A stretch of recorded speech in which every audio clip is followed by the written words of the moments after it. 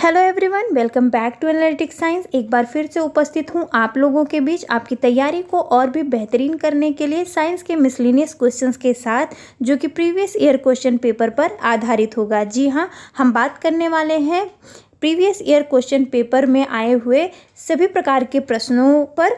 तो चलिए बिना देरी किए शुरू करते हैं आज की क्लास। आज की क्लास का जो फर्स्ट क्वेश्चन आपकी स्क्रीन पर दिख रहा है, उसमें पूछा गया है आपसे, निम्न में से कौन बिस्मांगी मिश्रण नहीं है। आपसे पूछा गया है which one of the following is not a heterogeneous mixture.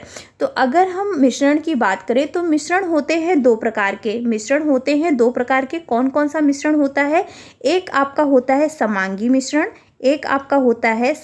मिश्रण, और दूसरा आपका होता है बिस्मांगी मिश्रण। ठीक है, तो हमें सबसे पहले जानना है कि आपके समांगी मिश्रण और बिस्मांगी मिश्रण क्या होते हैं। आपका समांगी मिश्रण और बिस्मांगी मिश्रण क्या होता है?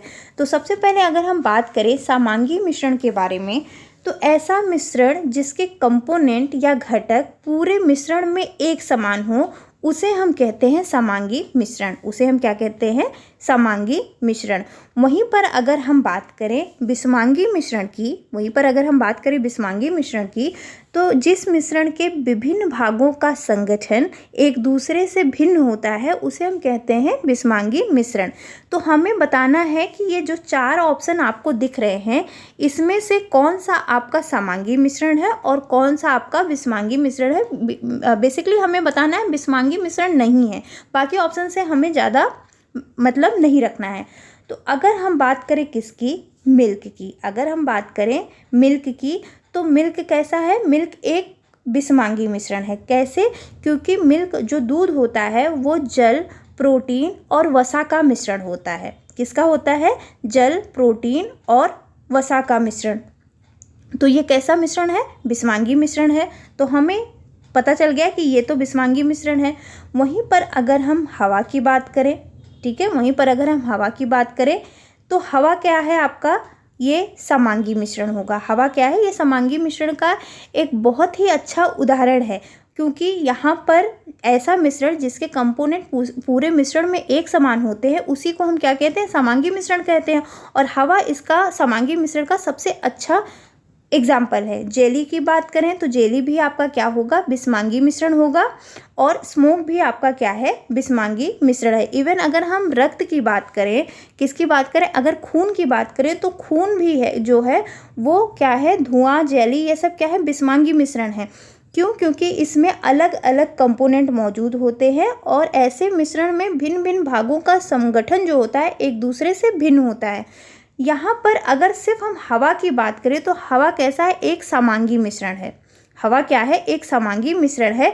बाकी तीन जो ये आप देख रहे हैं, दूध, धुआं, जेली, या यहाँ ऑप्शन में अगर आपका ब्लड या रक्त दिया हो, तो ये सारे कैसे हो जाएंगे? बिस्मांगी मिश्रण।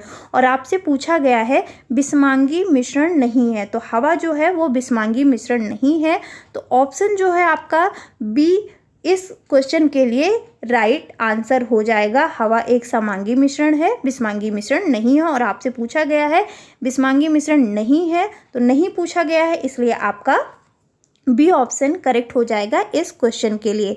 नेक्स्ट क्वेश्चन की अगर हम बात करें तो आपसे पूछा गया है एक्स एक कोई पौधा है। एक्स क्या है? कोई एक पौधा है जिसका नाम क्या है? एक्स है। वह स्वपोषी है, मतलब आपसे पूछा गया है वह कैसा है? वो आउटोट्रॉप्स है। आउटोट्रॉप्स या स्वपोषी क्या होता है, इसके बारे में भी हम डिस्कस करेंगे। साथ ही साथ वो विषमपोषी है, मतलब हेट्रोट्रॉपिक भी है, हेट्रोट्रॉप्स भी है। आप देख सकते हैं यहाँ पर एक्स क्या हो सकता है, मतलब एक ऐसा पौधा जिसके अंदर आउटोट्रॉप्स और हेट्रोट्रॉप्स दोनों ही गुण मौजूद हैं, मतलब कि वह स्वपोषी भी है, वो अपना भोजन भी स्वयं बना सकता है। क्योंकि अगर आउटोट्रॉप्स की बात करें तो आउटोट्रॉपिक जो प्लांट होते हैं, स्वपोषी जो होते हैं, ये अपना फूड जो है खुद से सिंथेसाइज करते हैं। विषमपोषी की अगर हम बात करें तो अपने फूड के लिए वो किसी और पर डिपेंड होते हैं, किसी और ऑर्गेनिज्म पे डिपेंड होते हैं। आपसे पूछा गया वो जो पौधा है जिसे हम एक्स कहते हैं, ये क्या हो सकता है? क्या वो एल्गी है, मतलब शैवाल है, या पिक्चर प्लांट है, या कस्कुटा या अमरबेल है, या फिर कोई फंगस या कवक है?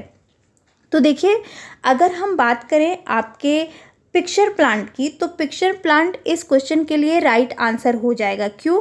क्योंकि पिक्चर प्लांट जो होता है, जो घटपर्णी का पौधा होता है, ये आंशिक रूप से क्या होता है, आउटोट्रॉप्स होता है। मतलब ये आंशिक, क्योंकि प्लांट है तो आंशिक रूप से कैसा होगा, आउटोट्रॉप्स होगा। आउटोट्रॉप्स क्या होते हैं, जो अपना फूड खुद से सिंथेसाइज कर सकते हैं। पार्शियली आउटोट्रॉप्स है ये, ठीक है। इसके साथ ही साथ they are depend upon other organism for their food. ये जो प्लांट्स होते हैं, पिक्चर प्लांट्स होते हैं, ये किसी और पर भी डिपेंड होते हैं अपने फूड के लिए। तो मतलब इनके अंदर स्वपोषी और विषमपोषी दोनों ही तरीके के कैरेक्टरिस्टिक्स होते हैं। इसलिए इस क्वेश्चन का जो आंसर है वो पिक्चर प्लांट जो है वो राइट आंसर हो जाएगा। एल्गी की अगर हम बात करें तो एल्गी आपसे पूछ लिया जाए कि एल्गी आपका आउटोट्रॉप्स है या हेटरोट्रॉप्स है, तो एल्गी आपका एक आउटोट्रॉपिक प्लांट है, आउटोट्रॉप्स है। और एल्गी की अगर हम बात करें तो थैलोफाइटा, आपके थैलोफाइटा के मेंबर में आपका एल्गी आएगा, ठीक है। थैलोफाइटा में आपका एल्गी आता है, और एल्गी क्या होता है, एक आउटोट्रॉप्स होता है। अमरबेल की अगर बात करें तो ये कैसा होता है, परजीवी होता है, पैरासिटिक होता है। पैरासिटिक किसे कहते हैं, जो किसी अन्य पर आश्रित होता है, डिपेंड होता है ना। एक और बात यहाँ पर मैं आपको बताना चाहूँगी कि अमरबेल की अगर हम बात करें, आपसे पूछ लिया जाए कि कौन सा ऐसा यही 4 ऑप्शंस आपको दे दिए जाएं और आपसे पूछ लिया जाए इसमें से कौन सा प्लांट ऐसा है जिसमें क्लोरोफिल नहीं पाया जाता या बहुत मिनिमम पाया जाता है, तो आप बताएंगे कि आपका जो अमरबेल है इसमें क्लोरोफिल नहीं पाया जाता है, ठीक है। और ये कैसे प्लांट्स होते हैं, पैरासिटिक या परजीवी होते हैं। फंजाई की बात करें, कवक की बात करें, तो ये मृत एवं अपघटित जैव पदार्थ से, मतलब डेड एंड डिकेइंग मटेरियल से अपना भोजन प्राप्त करते हैं, है ना। इन्हें हम क्या कहते हैं, इन्हें हम मृतोपजीवी भी कहते हैं। तो ये 4 ऑप्शंस आपको दिए गए थे। 4 ऑप्शंस में पिक्चर प्लांट आपका राइट ऑप्शन हो जाएगा। उस एक्स पौधे का नाम क्या होगा, पिक्चर प्लांट। नेक्स्ट क्वेश्चन की अगर हम बात करें तो आपसे पूछा गया है, Z is a microorganism present in alimentary canal of human beings and other animals which aids in digestion of the food. What is jet? jet क्या है, मतलब जेट एक ऐसा सूक्ष्म जीव है जो मानव तथा अन्य जंतुओं के आहार नाल में उपस्थित होता है, जो भोजन के पचने में सहायता करता है। जेड क्या है, तो यहाँ पर सबसे पहले आपको जानना है ये आहार नाल क्या है या एलिमेंट्री कैनाल क्या होती है। देखिए, पाचन तंत्र जो है, जो डाइजेस्टिव सिस्टम है, ये 2 पार्ट में डिवाइड हुआ है। पाचन तंत्र जो है ये 2 पार्ट में या 2 भागों में विभाजित हुआ है। पहला आपका होता है एलिमेंट्री कैनाल या आहार नाल, और दूसरा होता है आहार नाल से जुड़े एसोसिएटेड ग्लैंड, ठीक है। दूसरे कौन से होते हैं, ग्लैंड होते हैं। अब हमें पूछा गया है एलिमेंट्री कैनाल। एलिमेंट्री कैनाल में माउथ टू एनस पार्ट जो है, मुंह से लेकर गुदा तक का जो भाग होता है वो होता है एलिमेंट्री कैनाल। एलिमेंट्री कैनाल में इसमें से वायरस, शैवाल या बैक्टीरिया, इसमें से कौन से ऐसे माइक्रो ऑर्गेनिज्म या सूक्ष्म जीव होते हैं जो डाइजेशन की प्रोसेस में मदद करते हैं या खाना पचाने, भोजन को पाचित करने में सहायक होते हैं। वायरस की अगर हम बात करें तो बिल्कुल नहीं होगा। शैवाल जो कि आउटोट्रॉप्स है, ये आपको आपके एलिमेंट्री कैनाल में बिल्कुल नहीं मिलेगा। तो 2 ऑप्शंस आपके इस तरीके से निकल गए कि वायरस और एल्गी नहीं है। फिर आपके पास क्या आता है, नन ऑफ दीज, तीसरा ऑप्शन बिल्कुल नहीं हो सकता। बचा हमारे पास क्या, बैक्टीरिया। बैक्टीरिया ही वो सूक्ष्म जीव है जो मानव तथा अन्य जंतुओं के आहार नाल में उपस्थित होता है, किसके लिए, भोजन को पचाने के लिए, ठीक है। तो जेड हमारा क्या हो जाएगा, जेड जो है वो है बैक्टीरिया। तो ए ऑप्शन आपका करेक्ट आंसर हो जाएगा इस क्वेश्चन के लिए। नेक्स्ट क्वेश्चन की अगर हम बात करें तो नेक्स्ट क्वेश्चन है, विच of the following statement is correct. नीचे दिया गया कौन सा कथन सही है, बहुत ध्यान से देखिएगा। पहला क्वेश्चन आपको दिया गया है, the unfertilized eggs has 1 chromosomes. अनिषेचित अंडाणु में एक गुणसूत्र होता है। दूसरा ऑप्शन आपको है, अनिषेचित अंडाणु में 23 जोड़े गुणसूत्र होते हैं। फिर आपसे थर्ड ऑप्शन बोला गया है कि अनिषेचित अंडाणु में X अर्थात लिंग गुणसूत्र होता है। नेक्स्ट आपसे पूछा गया है अनिषेचित अंडाणु में 22 मतलब 22 गुणसूत्र होते हैं। तो सबसे पहले हम बात करेंगे कि यक्स क्या होते हैं। सबसे पहले अगर हम बात करें तो आपके इस क्वेश्चन में सबसे पहले हमें जानना होगा कि यज्ञ क्या होते हैं। उसके बाद हमें जानना होगा कि फर्टिलाइज्ड और अनफर्टिलाइज्ड एग क्या होते हैं। अगर हम यज्ञ की बात करें तो जो फीमेल गैमेट होती है उसे हम अंडाणु या फिर यज्ञ कहते हैं। ठीक है, फीमेल जो गैमेट होती है, मादा जो युग्मक होते हैं, उन्हें हम यज्ञ या फिर अंडाणु कहते हैं। ये जो यज्ञ होते हैं based on the fusion of fertilization दो तरीके के होते हैं। एक होता है अनफर्टिलाइज्ड और दूसरा होता है फर्टिलाइज्ड। एक होता है अनफर्टिलाइज्ड और दूसरा होता है फर्टिलाइज्ड। वहीं पर अगर हम आपके अनफर्टिलाइज्ड एग की बात करें तो unfertilised egg in an ovum which has not be fused with female gametes, मतलब कि जो आपका अनफर्टिलाइज्ड एग जिसके बारे में हम बात कर रहे हैं, एक इस प्रकार का ओवम होता है या जो यज्ञ होता है या फिर कह सकते हैं अंडाणु होता है जो कि किसी मेल गैमेट से मादा युग्मक से फ्यूज नहीं होगा, जिसमें मादा युग्मक का रोल नहीं होगा। और ये जो अनफर्टिलाइज यज्ञ होते हैं उनके पास सिर्फ एक एक्स होता है जिसे हम कहते हैं सेक्स क्रोमोसोम। फर्टिलाइजेशन के लिए इसमें मेल गैमेट की मतलब मादा युग्मक की ज़रूरत नहीं होती है। तो इस तरीके से अगर हम इस क्वेश्चन के करेक्ट आंसर की बात करें तो सी ऑप्शन हो जाएगा करेक्ट ऑप्शन इस क्वेश्चन के लिए। द अनफर्टिलाइज यज्ञ has 1 X that is sex chromosome. अनिषेचित अंडाणु में एक एक्स अर्थात लिंग गुणसूत्र पाया जाता है या होता है। नेक्स्ट क्वेश्चन की अगर हम बात करें जो कि आपके स्क्रीन पर दिख रहा है, X is a synthetic fiber which resemble wool and is used to make shawl, sweaters and blanket. What would X be? आपसे पूछा गया है X जो है कोई संश्लेषित रेशा है जो ऊन से मिलता जुलता है, जो कि ऊन जैसा ही दिखता है। इसका उपयोग शॉल, स्वेटर और कंबल बनाने में किया जाता है। तो X क्या हो सकता है? रेयॉन है या नायलॉन है, पॉलिस्टर है या एक्रेलिक है? इसमें से क्या हो सकता है ये आपसे पूछा गया है। अगर हम बात करें किसकी, एक्रेलिक की, तो एक्रेलिक जो कि एक सिंथेटिक फाइबर है, जो कि एक संश्लेषित रेशा है, यही आपका करेक्ट ऑप्शन हो जाएगा क्योंकि यह ऊन से काफ़ी हद तक मिलता जुलता है और इसी का उपयोग शॉल, स्वेटर और कंबल बनाने में किया जाता है। इसलिए एक्स क्या है? एक्स है आपका एक्रेलिक सिंथेटिक फाइबर। तो इस क्वेश्चन का जो आंसर है बी ऑप्शन करेक्ट आंसर हो जाएगा इस क्वेश्चन के लिए। नेक्स्ट क्वेश्चन की तरफ मूव करें। In which of the following situation water can be use to extinguish fire, means कि किन परिस्थितियों में आग बुझाने के लिए पानी का प्रयोग नहीं किया जा सकता? किन परिस्थितियों में आग बुझाने के लिए पानी का प्रयोग नहीं किया जा सकता?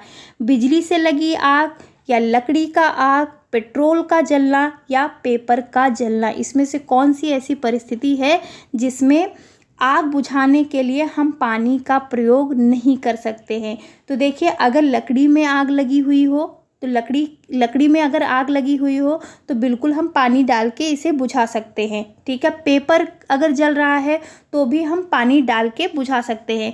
लेकिन अगर कहीं बिजली में आग लगी हुई हो, बिजली की आग लगी हुई हो या बिजली से आग लगी हुई हो, बिजली से अगर कहीं पर आग लगी हुई है, इलेक्ट्रिकल फायर कहीं पर हुआ है या पेट्रोल का जलना, पेट्रोल जल रहा है या पेट्रोल टैंक जल रहा है, तो इन दोनों ही परिस्थितियों में आग बुझाने के लिए पानी का प्रयोग नहीं किया जा सकता। तो किस चीज़ का प्रयोग करें जिससे कि बिजली से कहीं आग लगी हुई हो या पेट्रोल से लगी हुई हो या पेट्रोल जल रहा हो, तो किस चीज़ का प्रयोग करें जिससे ये आग बुझ जाए? तो इन्हें बुझाने के लिए कार्बन डाइऑक्साइड गैस का इस्तेमाल किया जाता है, उपयोग किया जाता है। तो इस क्वेश्चन का जो करेक्ट आंसर होगा वो हो जाएगा ए एंड सी। ए और सी, मतलब कि ए और सी ये दोनों ही आंसर होंगे इस क्वेश्चन के लिए राइट आंसर। और एक बार याद रखिएगा कि अगर बिजली से कहीं आग लगी हुई है या आपके पेट्रोल का जलना है, इन दोनों को कार्बन डाइऑक्साइड की मदद से बुझाया जाता है। तो ऑप्शन ए और सी, ए एंड सी जो है वो करेक्ट आंसर हो जाएगा इस क्वेश्चन के लिए। नेक्स्ट क्वेश्चन की अगर हम बात करें तो आपसे पूछा गया है कि रेड संकटापन स्पीसीज की जो जनसंख्या की स्थिति पर डेटा का संकलन किसमें किया जा सकता है, या विलुप्त प्रजातियों के लिए भी पूछा जा सकता है आपसे कि इसमें से किसमें विलुप्त प्रजातियों के बारे में जानकारी मिलती है, या आपसे पूछ लिया जाए compilation of data on population status of engage species is, जो संकट में स्पीसीज हैं उनकी जनसंख्या की स्थिति का किस बुक में संकलन किया गया है या किस में किया जाता है। आपसे पूछा गया है green data book, black data book, red data book और वाइट डेटा बुक। तो आपको पता है ये कई बार रिपीटेड क्वेश्चन है। रेड डेटा बुक एक ऐसा बुक है जिसमें जो विलुप्त प्रजाति हैं या जो संकट में प्रजातियां हैं उनकी जनसंख्या की स्थिति में जो एक पूरा कह सकते हैं पूरा आकलन किया जाता है। इस बुक में उनको संकलित करके उनको इकट्ठा करके एक पूरा उनके बारे में डेटा जो है वो प्रोवाइड किया जाता है रेड डेटा बुक में। ठीक है, अगर रेड डेटा की बात करें तो इसका प्रकाशन जो है वो IUCN द्वारा किया जाता है। किसके द्वारा किया जाता है? IUCN।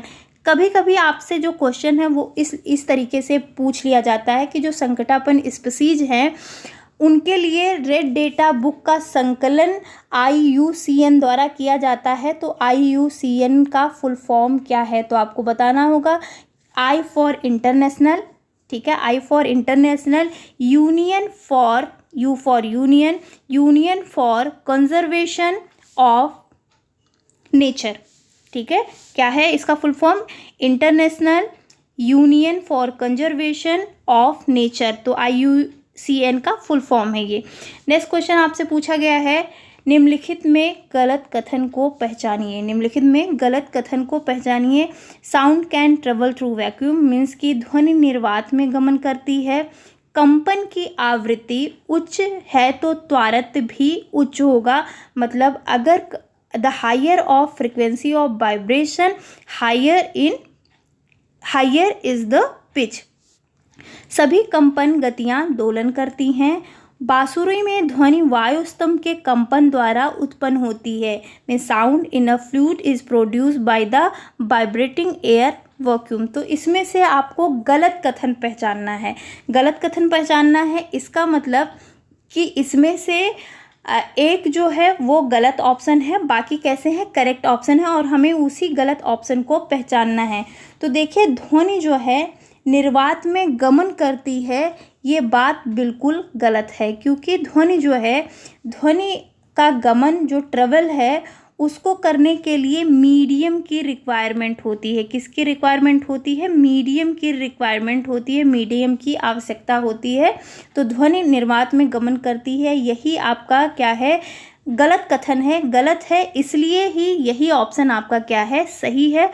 बाकी अगर हम कंपन की आवृत्ति की बात करें, higher the frequency of vibration higher is the pitch, तो ये आपका करेक्ट ऑप्शन है। ये सभी कंपन गतियाँ दोलन करती हैं, ये आपका करेक्ट ऑप्शन है। Sound in a fluid is produced by vibrating air vacuum, मतलब बांसुरी में ध्वनि वायु स्तंभों के कंपन द्वारा उत्पन्न होती है, ये आपका हो जाएगा करेक्ट ऑप्शन।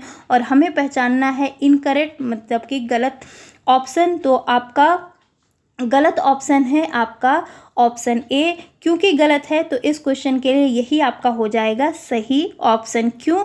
क्योंकि ध्वनि निर्वात में गमन करती है, ये बिल्कुल गलत है, क्योंकि ध्वनि को गमन या ट्रेवल करने के लिए मीडियम की रिक्वायरमेंट होती है।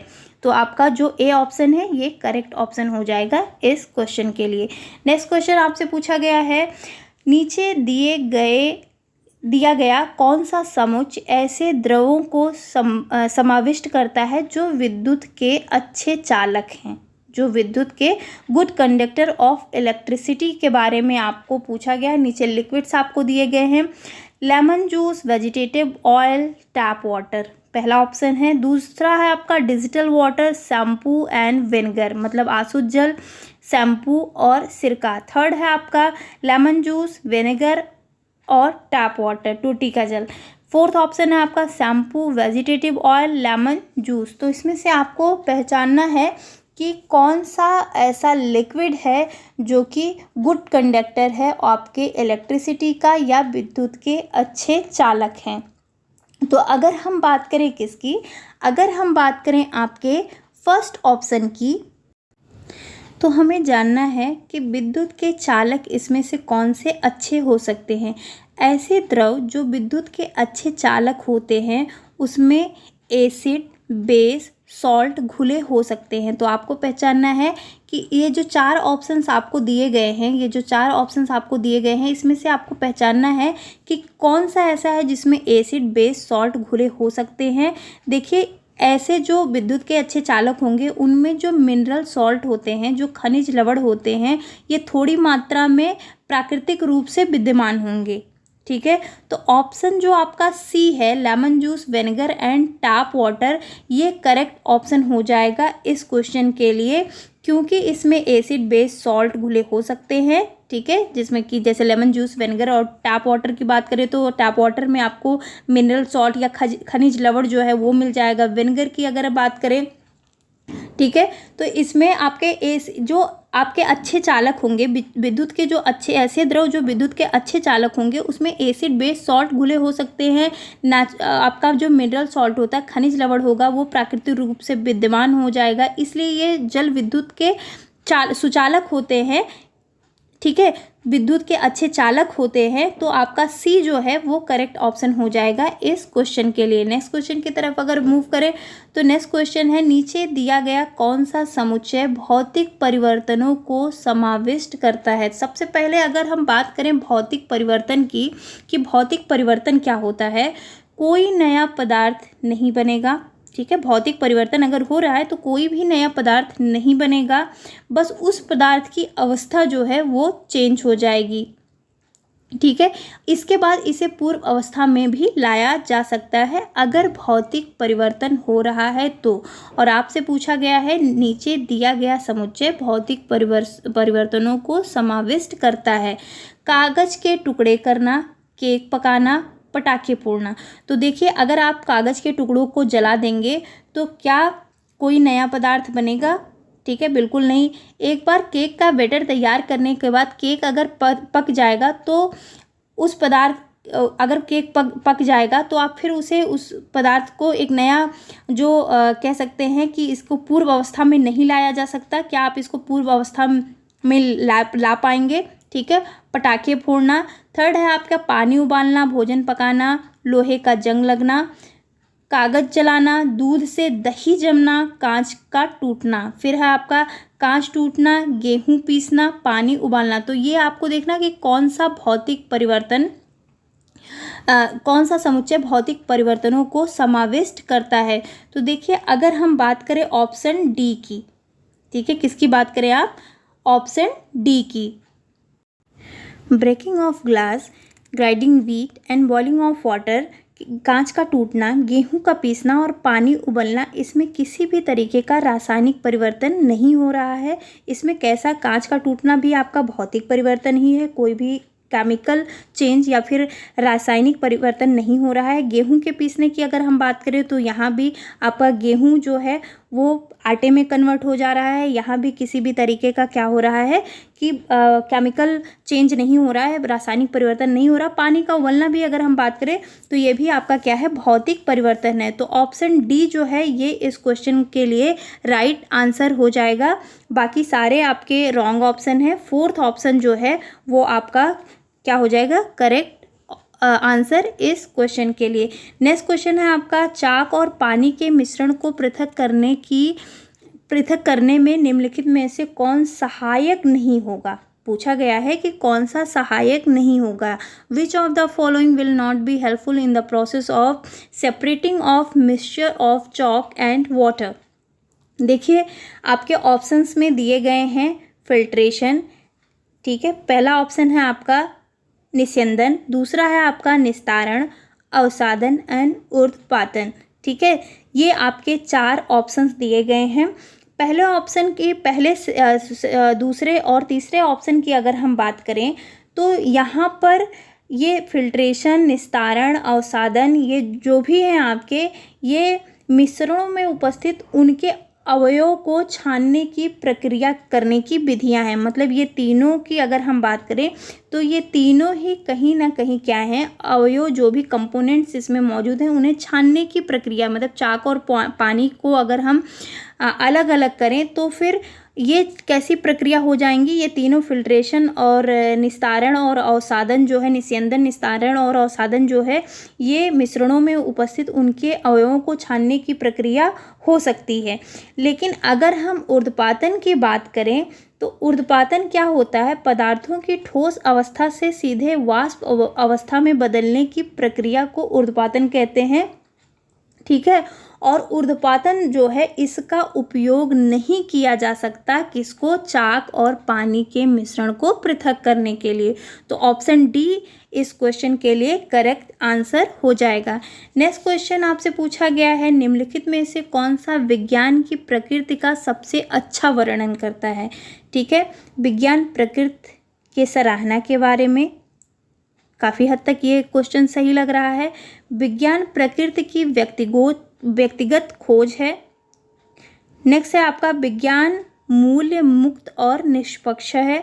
ठीक है, और विज्ञान एक सामाजिक प्रयास है। तो सबसे अच्छा ऑप्शन अगर इस क्वेश्चन में देखें, ठीक है, सारे ऑप्शंस में सबसे अच्छा, क्योंकि आप सीटेट आपसे हमेशा सबसे अप्रोप्रिएट आंसर की डिमांड करता है, जो सबसे सही हो उसकी डिमांड करता है।